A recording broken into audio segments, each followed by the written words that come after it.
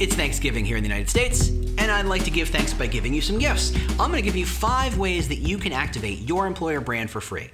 Wait, is the video free or the ways you activate the employer brand free? But you know what? We'll talk about that in a second. If you're watching this on YouTube, make sure to hit the subscribe button. That's how you're, I guess, giving thanks to me. It's letting me know that you really appreciate these videos and they're useful to you so that I remember that I need to keep making them. So thanks so much for that.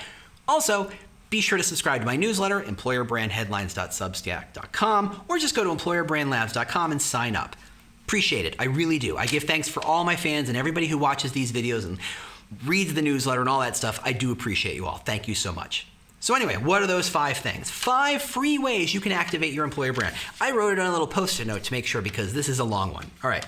First, hashtags. Now, of course, you have a hashtag, and you know to use the hashtag when you post on social, and you've probably talked to your social media team, and they use the hashtag because that's their job, and the people around you use the hashtag because, well, they like you and it's your job, so that's easy. But what about everybody else? I mean, have you actually searched social for your hashtag and seen how few people actually post to it? Yeah, they've all forgotten the hashtag. How do you get them to remember the hashtag?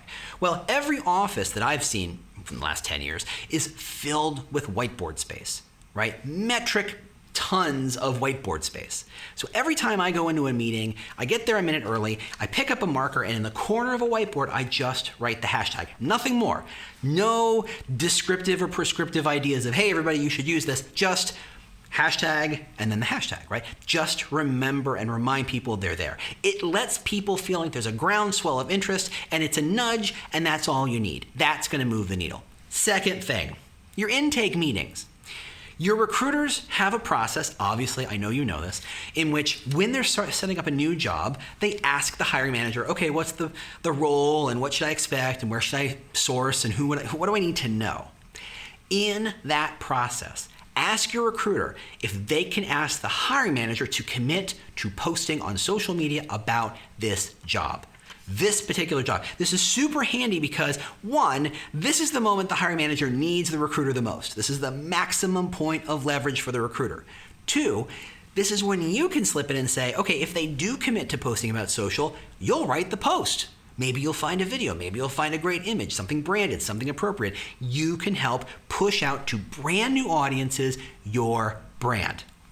That's free, right? Okay, 3, office hours. We talked about that in another video. Be sure, I'll put the link to the show notes somewhere. Offer office hours. Let people know you're there to help.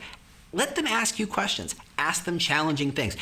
Put on an office hours in which you do nothing but talk about LinkedIn hygiene. That's a great time to really say, hey, I noticed your LinkedIn, your profile doesn't have one of our branded banners. Here's a branded banner. Can you put this up? That extends and activates your employer brand. Office hours is a great channel to talk to people who are going to do great work for you and down the road. 4, this is a tricky one. Make friends with your legal team. And while you're doing that, you might as well make friends with your comp and ben team. It's not the same people, but they're the same kinds of audiences. They're the audiences in most companies that everybody tends to ignore or forget or avoids in the case of legal, right? Legal is often seen as the obstacle. They're the hurdle we have to get over. We wrote our copy, we wrote our social post, now legal has to approve it, and they have some thoughts, as legal does. That's what they're paid for. They literally went to school to have thoughts. You know that, right? So they're gonna have them.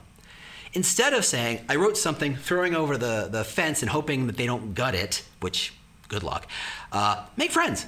Go talk to them. Ask them, hey, you've seen my last 10 social posts. I'm noticing some commonalities. Can we get together and come up with some policies of things I'm not allowed to talk about? You can influence me to make sure I know I'm not saying stuff that make you nervous and keep you up at night. And that way, I know where the boundaries are and I can really express inside that space. Safe for you, creative for me. What do you think?